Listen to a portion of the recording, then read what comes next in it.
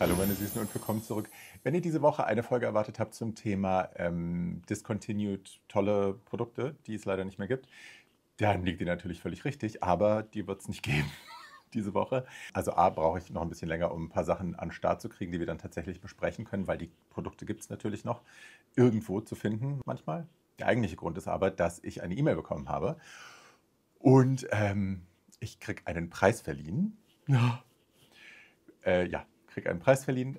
Ich werde ausgezeichnet als HIV-Botschafterin von der Deutschen AIDS-Stiftung. Die Deutsche AIDS-Stiftung verleiht jedes Jahr den Medienpreis.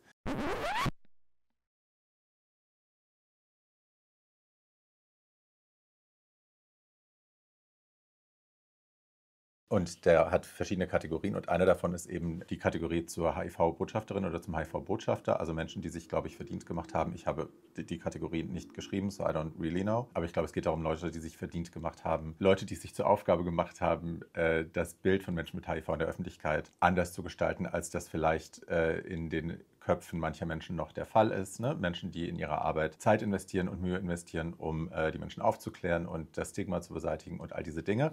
Und als jemand, der seit 20 Jahren mit HIV lebt, ist das selbstverständlich Teil meiner Arbeit, aber ich werde für sowas normalerweise nicht ausgezeichnet. Insofern war das eine große Überraschung. Und das ist natürlich wunderschön, für sowas nominiert zu sein. Ich bin wahnsinnig stolz, tatsächlich. Also, ne, das ist kein Gelaber. Ich bin wirklich, ich habe ein bisschen weinen müssen, als Sie mir das gesagt haben. Aber ja, jetzt muss ich mir überlegen, in den nächsten 3 Tagen, so viel Zeit habe ich noch bis zur Verleihung, was ziehe ich an? Das ist das Allerwichtigste.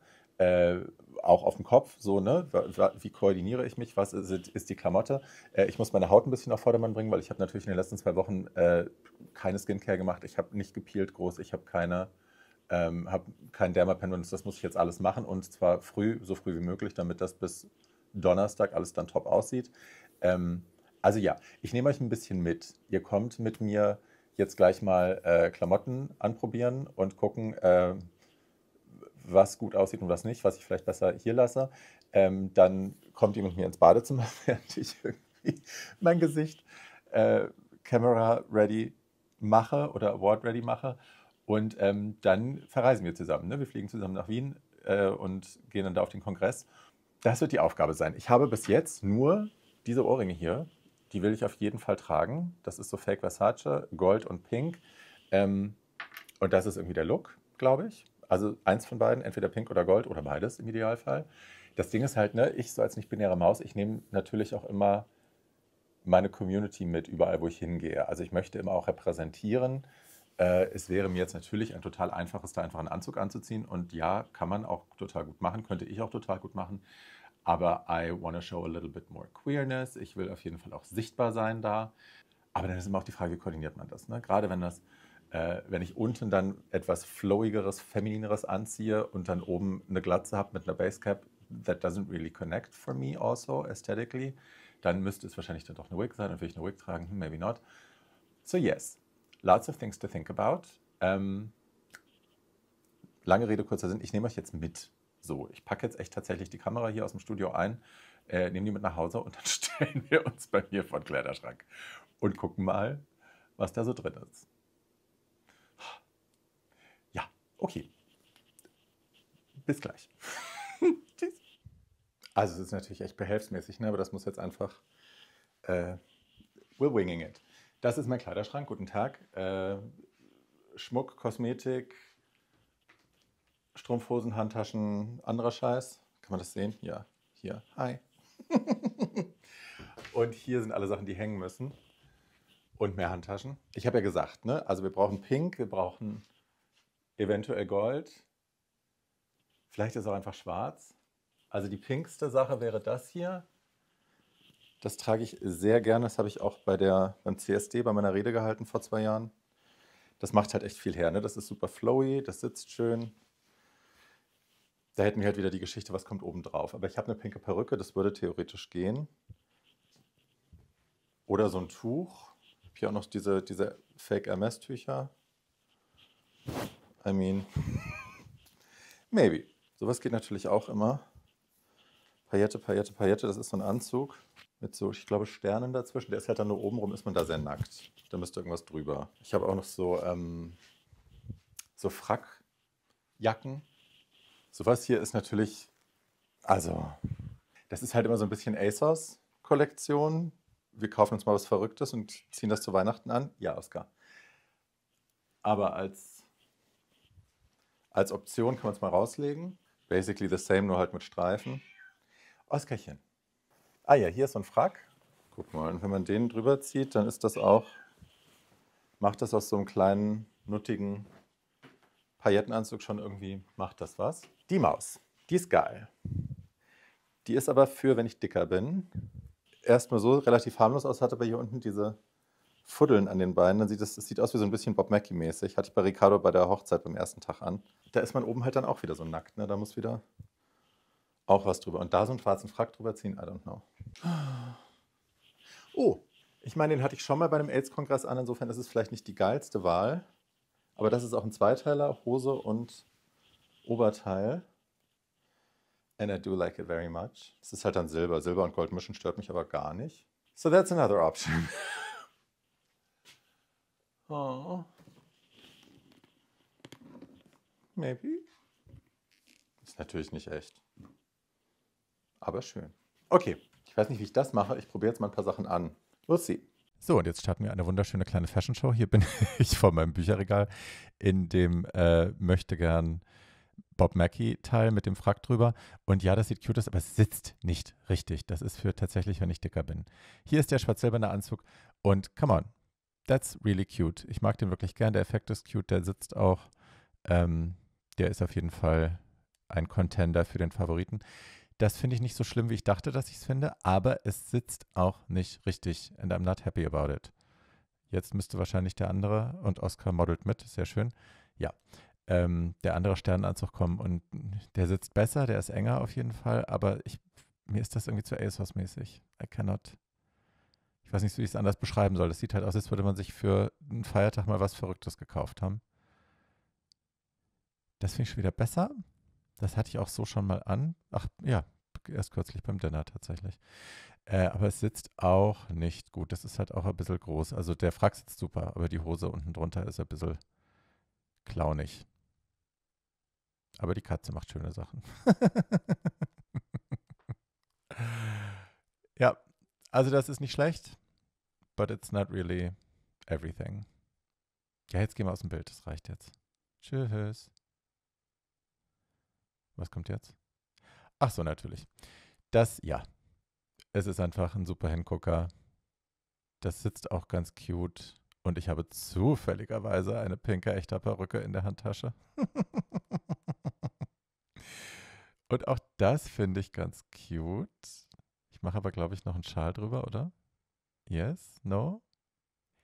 Yes, genau. Das finde ich irgendwie echt cute. Ich finde es modern.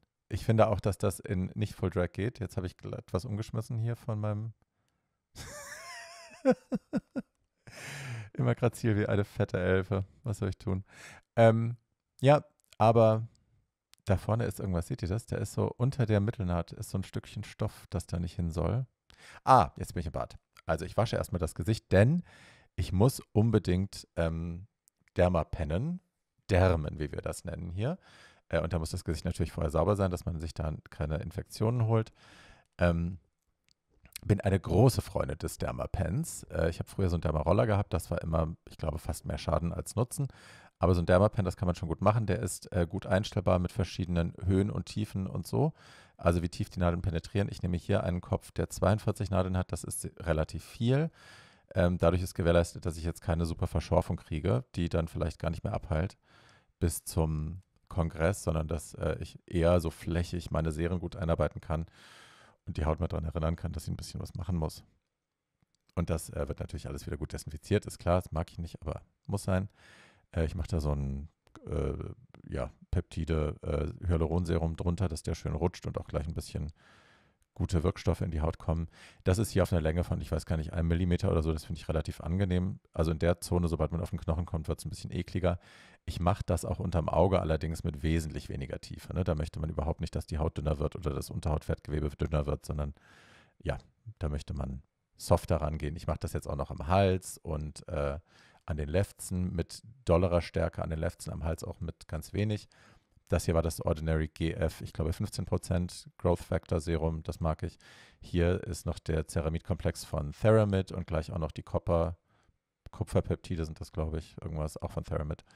Und schmier mir das ins Gesicht. Das ist alles super gutes Zeug. Das Dumme ist nur, dass ich danach nochmal duschen gehe.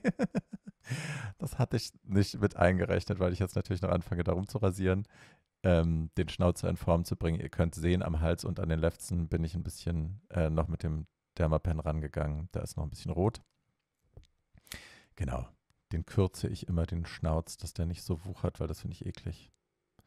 Ja, und jetzt wird halt der Kopf rasiert. Das, ja, ist vielleicht ein bisschen lang. Vielleicht müsst ihr das nicht sehen. Also ich habe nicht das ganze Ding genommen, ne? Aber ja. Ach ja, und da ist auch schon vorbei. Siehst du? Tschüssi. Hallo. Also es ist der Morgen vor Abreise. Und bin sehr früh aufgewacht, habe alles schon eingepackt und Koffer gepackt und so alles, was ich gestern nicht mehr geschafft habe. Noch den Nachruf für Marcel, die letzten Änderungen abgeschickt für die Siegessäule, weil das heute in Druck geht, ist auch alles. It's a lot. Und die BVG streikt. Zum BER kommt man ja tatsächlich am besten einfach mit dem Zug. Aber wenn ich jetzt hier meine Rollkoffer durch die halbe Stadt rollen muss, um zu einer S-Bahn zu kommen, ist es natürlich auch suboptimal. Ja, Oskar, dein Leben ist auch sehr kompliziert. Willst du was sagen? Nee. Aber ja, jetzt muss ich irgendwie gucken, wie ich das bewerkstellige, weil das hatte ich natürlich nicht auf dem Schirm. Außerdem ist mir ein Nagel abgebrochen. Da, die Kante. Ja, gerade jetzt beim Koffer zu machen. So, yes. Aber dann bin ich gleich hoffentlich relativ nahtlos in Wien. Und ich sehe Conchita heute, was super schön ist, da freue ich mich sehr. Und bis dann. Tschüss. No sleep. Bus. Club. Another club. Another club. No sleep. Bus. Club. Another club. Another club. So, ihr Süßen, nach ein paar kleineren Problemen beim Check-in bin ich jetzt gut gelandet und angekommen in meinem Hotelzimmer, ein kleines Mausezimmer bei Motel One, which is totally fine, really. Ich habe lieber Sachen, wo ich weiß, was mich erwartet, und bei Motel One weiß man, was einen erwartet, insofern. I'm okay with that. Ich mache jetzt ein bisschen Pause, dann treffe ich gleich die Conchi um 3. Und dann geht es heute Abend zu dem Essen mit den anderen Nominierten und dem Team von der AIDS-Stiftung. Yay, bis dann, Bussi. Was machen wir jetzt? Sag bitte, wenn es losgeht. Ist das Licht gut für uns? Ja, of course, it's amazing. Dann posten wir einmal oder wir knutschen einmal so in die Kamera oder so. I don't know. Filmst du? Ja, schon die ganze Zeit. Ah, leg mich doch am Arsch. Wichser. Cheers. So, das reicht Endlich dann. wieder Alkohol.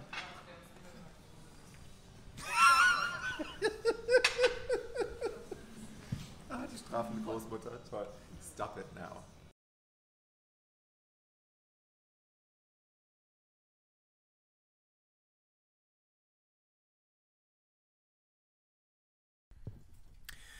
Hallo. Ist jetzt, wie spät ist es? Irgendwas um 10.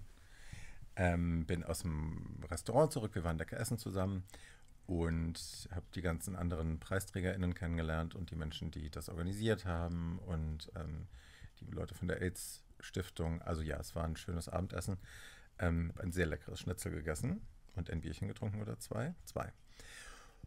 Und jetzt bin ich wieder im Hotel und versuche mich zu entscheiden, was ich morgen anziehen will. Und ich schaff's nicht. Ich habe wohl weißlich, ich habe es schon geahnt, ich habe es gespürt. Ich habe den pinken Look mitgenommen und ich habe die 2 ASOS Pailletten-Looks mitgenommen und die schwarz-silberne Paillettengeschichte, weil ich wusste, ich hatte so eine Ahnung, ich hatte eigentlich, also ne, keine Frage, der pinke sieht am besten aus, der macht am meisten her, das ist von den Farben her am besten, auch für Fotos. Ist ja bei so Veranstaltungen auch immer wichtig, dass man irgendwie auf den Fotos auch wahrnehmbar ist, dass man da gesehen wird und nicht so im Hintergrund untergeht. Aber das ist natürlich auch der femininste Look und ich spüre es heute nicht. Gestern auch schon nicht. Das ist manchmal so tricky, wenn man so ist wie ich, was die Gender-Identität angeht. Ich rede ja nicht so wahnsinnig viel drüber. Ich nenne es immer nicht binär, aber es ist ja auch ein ein Umbrella-Begriff sozusagen, ne? So ein oben drüber Begriff, der vieles beinhalten kann. Und ich sage immer, es ist der mich am ehesten ausdrückt oder widerspiegelt, aber es ist nicht die endgültige, passgenaue Definition. Ganz oft changiert das bei mir so ein bisschen. Ne? Also ganz oft habe ich gar nicht das Gefühl, weder dezidiert weiblich noch dezidiert männlich zu sein. Und ganz oft existieren beide Teile so gleich in mir. Und dann gibt es halt Tage, wo der eine Teil deutlich überwiegt oder zumindest der andere Teil halt einfach nicht da ist. Und so spüre ich es gerade so ein bisschen mit den weiblichen Teilen, mit dem Teil von mir, den ich anzapfen müsste oder ne, der sich super fühlen würde in dem Look, in dem Pinken. Und den spüre ich gerade nicht. Und früher hätte ich mich dann da gezwungen, ne? Also klar, wenn man Drag machen muss, dann muss man halt Drag machen. Dann musst du es an dem Tag anziehen, aber ich muss ja Gott sei Dank nicht. Bin ja hier als ich selber und nicht als Kunstfigur, weil, ne, hab keine. Aber ja, genau, ich bin nicht als Drag Queen gebucht, sondern ich bin hier als ich eingeladen und dann kann ich auch machen, was ich will auf dem roten Teppich. Also ja, lange Rede, kurzer Sinn, ich werde es morgen entscheiden, wie ich mich fühle, aber momentan spüre ich es nicht. Momentan werde ich, glaube ich, einfach einen von den Anzügen anziehen, wahrscheinlich den schwarz-silbernen, und finde das auch gut. Aber wir werden sehen. So, ich mache jetzt den Kopf zu und wünsche euch eine gute Nacht und wir sehen uns morgen früh. Bis dann. Gumo. Ich habe geschlafen. Und ganz gut geschlafen sogar. Ich habe vergessen, wo ich bin. Das ist immer kein so schlechtes Zeichen. Ich bin aufgewacht und dachte, Moment. Where and why and who? So, wir sind in der Causa Klamotte noch nicht so richtig viel weitergekommen. Also, wir sind noch nicht weiter. Ich gehe jetzt frühstücken. Eine kleine Kleinigkeit, dass ich was im Bauch habe. Und dann überlege ich mal, ob ich mich an die Haare mache oder ob ich mich einfach nur hinlege. Huhu. Bis dann. Tschüss. Jetzt ist untergeschossen. Floor minus 1. So, und wie ihr sehen könnt, will ich der Sache auf jeden Fall eine Chance geben. Ich habe die pinke Perücke aufgesetzt und glätte sie jetzt einfach mal. Das ist echt da, also kein Problem, mit dem Glätter da reinzugehen. Weil ich will auf jeden Fall auf alles vorbereitet sein. Ne? Wenn ich mir nachher wirklich gefalle, wenn ich es anhabe, will ich mich geil fühlen können. Und das geht natürlich auch nur, wenn alles tippitoppi vorbereitet ist. So, fürs Make-up, das ist jetzt alles, das kennt ihr alles schon. Ordinary Foundation, Curve Case, bla. That's nothing new. Ich werde gleich ein relativ intensives Blush mir machen. Da seht ihr es schon. Das ist eine Kombination aus Peach und Pink. Ich finde, die bringen einander wahnsinnig schön zum Leuchten. Deswegen kombiniere ich das super gern. Und gerade in so einem super pinken Mega-Look macht es natürlich am meisten Sinn. Hier wieder die Daydreams-Palette, kennt ihr auch schon. So, jetzt habe ich es an. Und Make-up sieht super aus und so, aber I'm not feeling it. So. Ich weiß gar nicht, woran es liegt, ob es die Haare sind oder der Bart oder Ditte hier. Not sure, aber ich ziehe es wieder aus. So. Es ist der Look geworden, der silberschwarze. Und ich finde es cute. So fühle ich mich wohl heute. So kann ich durch den Tag kommen, ohne die ganze Zeit irritiert zu sein. But ja. It's cute. Cute, cute, cute. So, jetzt gehe ich runter. Tschüss.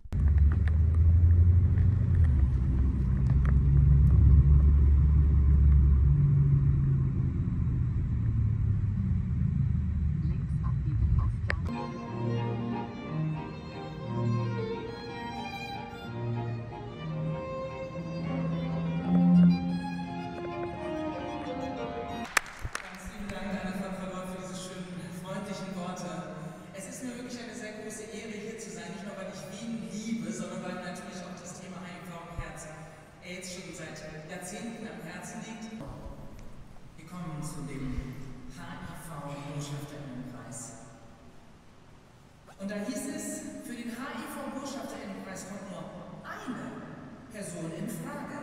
Das waren die Worte, mit der sie für diesen neu geschaffenen Preis der Deutschen AIDS-Stiftung vorgeschlagen wurde. Barbie Breakout. Beeindruckend im Blut setzt sich Breakout unermüdlich für Aufklärung und gegen Vorurteile ein.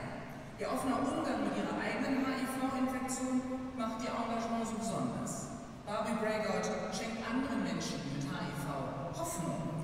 bricht Tabus, indem sie damit spielt.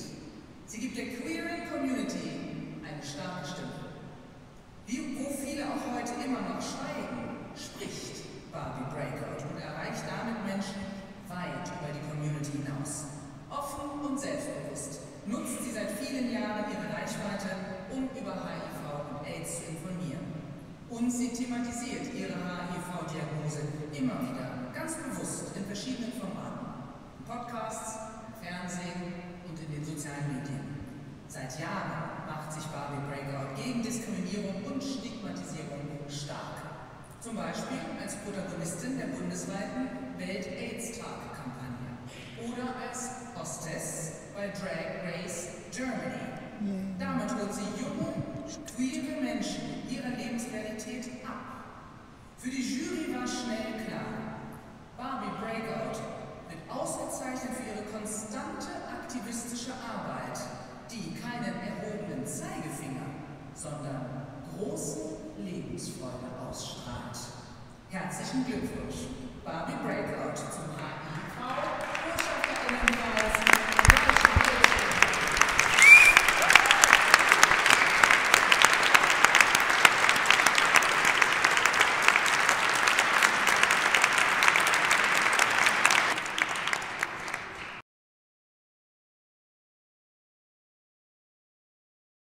Die Verleihung ist vorbei. Ich habe meinen Preis bekommen nach einer wunderbaren Laudatio von Annabel Mandeng. Bin natürlich zu früh aufgestanden, weil wir super zu spät waren. Und uns wurde vorher schon gesagt, wir müssen uns ganz kurz halten. Und dann waren wir aber, wir hingen schon 20 Minuten und dann hat sie so eine lange Pause nach meinem Namen gemacht. Dann habe ich gedacht, naja gut, dann ist das jetzt hier schon vorbei mit der Laudatio. Und bin losgegangen und dann war es der falsche Zeitpunkt. Also ja, verzeiht. Da war die Kamera dann kurz aus. Aber ja, habe meine Urkunde bekommen und eine wunderbare Laudatio, einen großen Applaus. Ganz tolle Leute im Saal und muss wirklich sagen, also ich war die Einzige, die diesen Botschafterinnenpreis bekommen hat.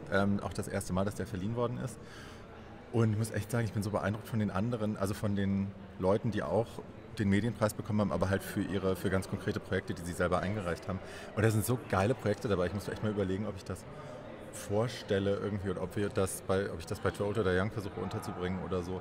Es ist ein wunderbarer Artikel, ein Podcast und eine Dokumentation über Jürgen Waldiger. Also ganz, ganz, ganz, ganz toll. Ja. So, und das ist jetzt vollbracht. Jetzt werde ich hier noch ein bisschen zurück auf den Kongress gehen. Wir sind hier in so einem Backstage-Bereich. Zurück auf den Kongress gehen und ein paar Leute drücken, die ich lange nicht gesehen habe. Das kommt aber viel zu kurz. Und dann holt der Gerald mich ab und wir laufen ein bisschen durch Wien. Und da freue ich mich jetzt auch drauf. So. Und ich küsse euch. Heute Abend geht's zurück nach Berlin. Ich melde mich nochmal. Tschüss.